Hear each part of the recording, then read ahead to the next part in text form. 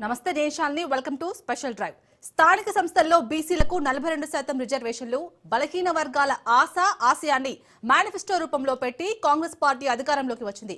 కారణాలు ఏవైనా పంచాయతీ ఎన్నికల్లో బీసీలకు వారు కోరుకున్న 42% రిజర్వేషన్లు అధికారికంగా లేకుండానే ఎన్నికలు జరిగిపోయాయి. అయితే ఆ క్షేత్ర స్థాయిలో మాత్రం వారికి ఇచ్చిన రిజర్వేషన్ల కంటే ఎక్కువగా జనరల్ స్థానాల్లోనూ బీసీలు గెలవగలిగారు. ఎన్నికలు పూర్తయ్యాక ప్రభుత్వం, ఆయా పార్టీలు, బీసీ సంఘాలు ఎవరెన్ని స్థానాలు గెలిచారనే లెక్కలు తీశాయి. పదవుల్లో ఎస్సీ, ఎస్టీ, బీసీ వర్గాల వాటా 86% అని తేలింది. జనాభా ఎంతుందో అంతా అన్నట్లు ప్రభుత్వం ప్రకటించిన రిజర్వేషన్లతో సంబంధం లేకుండా పొలిటికల్ హక్కులు సాధించుకున్నారు బీసీలు. కొన్ని చోట్ల ఎస్సీలు సైతం ఓపెన్ కేటగిరీలో విజయం సాధించడం విశేషం.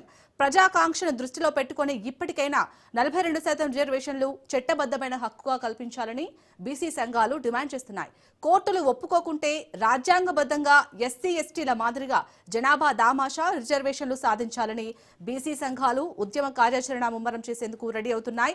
పంచాయతీ ఎన్నికల్లో ఎలాగోలా గట్టెక్కిన పార్టీల సింబల్ పై నడిచే పరిషత్, కార్పొరేషన్ ఎన్నికల్లో అధికారిక 42% రిజర్వేషన్లు సాధించాలని బీసీ సంఘాలు ఉద్యమ కార్యాచరణకు రెడీ అవుతున్నాయి.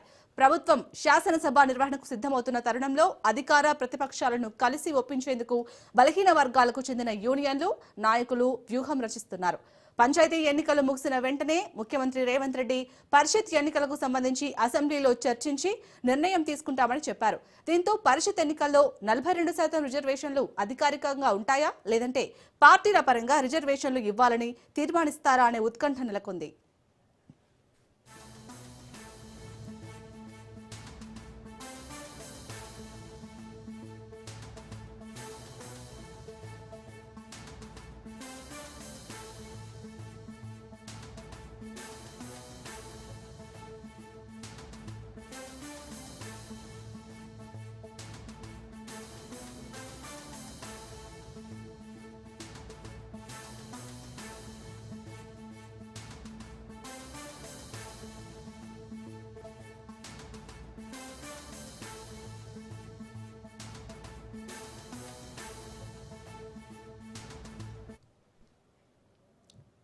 రైట్, ఇక స్థానిక ఎన్నికలు అంటే సర్పంచ్ ఎన్నికలు అయితే ఇటు బీసీలకు 42% రిజర్వేషన్లు ఇస్తామని చెప్పిన ప్రభుత్వం అయితే ఇవ్వలేదు. సో ఇప్పుడు మరి జరగబోయే ఇటు పరిషత్ ఎన్నికల్లో అసలు 42% అధికారిక రిజర్వేషన్లు ఉంటాయా, దీనిపైన డిస్కస్ చేద్దాం. దీని గురించి పూర్తి డీటెయిల్స్ ని మా ఇన్పుట్ ఎడిటర్ శ్రీకాంత్ అందిస్తారు. Srikanth, over to you.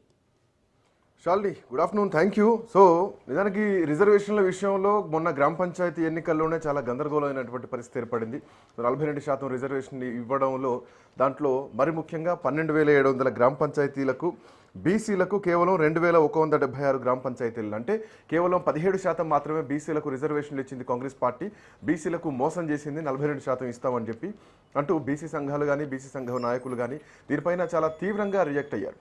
అయితే మిగతా ఈ పార్టీ పరంగా ఇస్తామని కాంగ్రెస్ పార్టీ ప్రకటించినా కానీ ఆ తర్వాత పార్టీ పరంగా అంటే ఈ గ్రామ పంచాయతీ ఎన్నికల విషయంలో అభ్యర్థి కీలకంగానే కేంద్రంగానే ఎన్నికలు జరుగుతాయి కాబట్టి దాన్ని పెద్దగా పరిగణలోకి తీసుకోకపోయినా కానీ రానున్నటువంటి ఎంపీటీసీ, జెడ్పీటీసీ అంటే పరిషత్ ఎన్నికలు ఏవైతున్నాయో దాంట్లో ఖచ్చితంగా 42% రిజర్వేషన్లతోనే ఎన్నికలకు వెళ్ళాలంటూ కూడా ఇప్పటికే డిమాండ్స్ చాలా తీవ్రంగా అనిపిస్తున్నాయి. సో శీతాకాల సమావేశాలు ఈ నెల 29వ తారీఖు రోజు స్టార్ట్ కాబోతున్నాయి. ఇంకా 2 రోజుల గడువు మాత్రమే మధ్యలో మిగిలింది.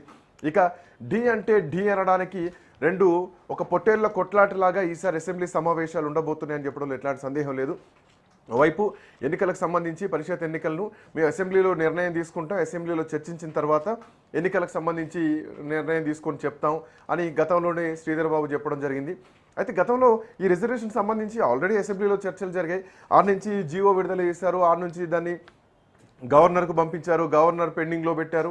సో ఆల్రెడీ గవర్నర్ దగ్గర నుంచి కేంద్ర హోంశాఖ వెళ్ళినటువంటి ఏదైతే లేఖ ఉందో అది మళ్ళీ తిరిగి వచ్చింది. దీంట్లో కొన్ని సవరణలు చేయాలి, ఇట్లా రకరకాల అంశాలు ఉన్నాయి. మోరోవర్ ఈ కులగణన సర్వే ఏదైతే చేయడం జరిగిందో ఇది ఒక ప్రామాణికంగా లేదు, దీనికి ఒక బలంగా నివేదిక కాదు. భూసాని వెంకటేశ్వర్ల కమిషన్ ఏదైతే నివేదిక ఇచ్చిందో అది బలహీనంగా ఉంది. ఆ బలహీనమైనటువంటి దాంతో రిజర్వేషన్లు సాధించడం సాధ్యం కాదు.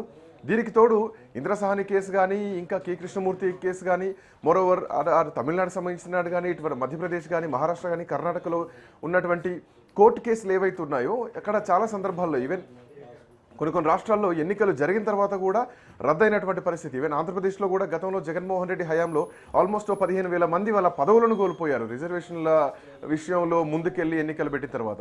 సో అట్లాంటి ప్రమాదం జరగకుండా ఉండాలంటే ఇక్కడ జరగాల్సింది లీగల్ ఫైట్ కంటే కూడా చట్ట సవరణ, రాజ్యాంగ సవరణ జరగాలి. కేంద్రం చేతిలో ఉంది, కోర్టుల చేతుల్లో లేదు. సో కేంద్రంలో సవరణ జరిగితే దెన్ ఆ బిల్లుకు ఒక రూపం వస్తుంది, ఆ రిజర్వేషన్లు వస్తాయి. బట్ ఇప్పుడున్నటువంటి పరిస్థితుల్లో తెలంగాణలో 42% రిజర్వేషన్లు అనేది అంత ఈజీగా అయ్యేటువంటి పని కాదు. బట్ ప్రభుత్వం ఫైనల్గా మళ్ళీ పార్టీ పరంగానే వెళ్తుందని చెప్పడం ఎట్లాంటి సందేహం లేదు. అయితే చర్చలు ఎట్లా ఉండబోతున్నాయి, ఈసారి అసెంబ్లీ సమావేశాలు వాడివేడిగా జరగబోతున్నాయి. మరోవైపు కేసీఆర్ ఇప్పటికే నీళ్ల విషయంలో అన్యాయం జరుగుతోందన్నారు, రిజర్వేషన్ల విషయంలో అన్యాయం జరుగుతోందంటూ ఇప్పటికే ఆర్ కృష్ణయ్య రోజు ఉదయం కూడా ఆయన ఒక స్టేట్మెంట్ ఇవ్వడం జరిగింది. ఖచ్చితంగా 42% తోటే ప్రభుత్వం ముందుకెళ్లాలని. ఈ అసెంబ్లీలో ఏం తేలబోతోంది? బడ రామ్మోహన్ రావు గారు మనతో పాటు ఉన్నారు. రామ్మోహన్ రావు గారు నమస్తే. నమస్తే శ్రీకాంత్. ఎటుగాని పరిస్థితుల్లో 17% తోటి గ్రామ